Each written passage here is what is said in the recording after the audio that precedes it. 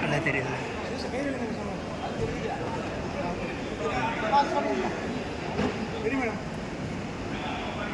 மக்களின் முன்னேற்றத்துக்காகவும் தொகுதி வளர்ச்சிக்காகவும் நாங்கள் வந்து கூட்டணியில் சேர்ந்திருக்கோம். புதுமைப்பெண் தமிழ் புதல்வன் திட்டத்தின் கீழ் உயர்கல்வி படிக்கும் மாணவ செல்வங்களுக்கு 1000 ரூபாய் கொடுத்துருக்குறாங்க. முதல்வர் அவர்கள் விஜய் அவர்கள் அறிவிச்சிருக்காங்க. அவர்களுக்கு இந்த நேரத்தில் நன்றி தெரிவித்துக்கிறாங்க. அதேபோல் சிங்கப்பெண் பெண்களுக்காக பாதுகாப்புக்காக அந்த திட்டத்தையும் கொண்டு வந்திருக்காங்க. அதுக்கு நாங்கள் பெண்கள் அனைவரும் வரவேற்கிறோம்.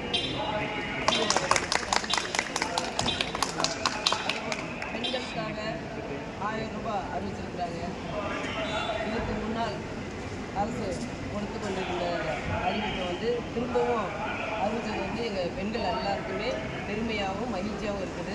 அதையும் நாங்கள் வரவேற்கிறோம். நல்ல ஆட்சி வளரும் என்று எல்லாரும் வரவேற்கிறோம். அதுதான் பதவியேற்கும் போதே அவங்க சொன்னாங்க, உங்களுக்கு நான் வந்து எங்களுக்கு கொஞ்சம் டைம் கொடுங்க, கண்டிப்பாக ஒன்று நாங்கள் அறிவிப்போம் அப்படின்னு.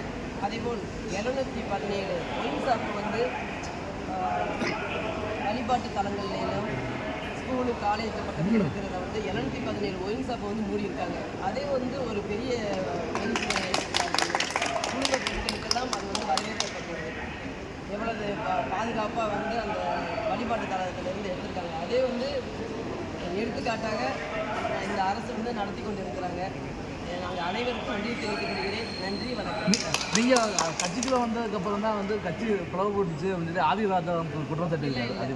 எல்லாம் நாங்கள் ஒன்று சேர்க்க தான் நாங்கள் ஏற்பாடு நடந்துட்டு இருக்குது. கூடிய சீக்கிரம் ஒன்று சேர்ந்து நாங்கள் கூட்டணியில் சப்போர்ட் நாங்கள்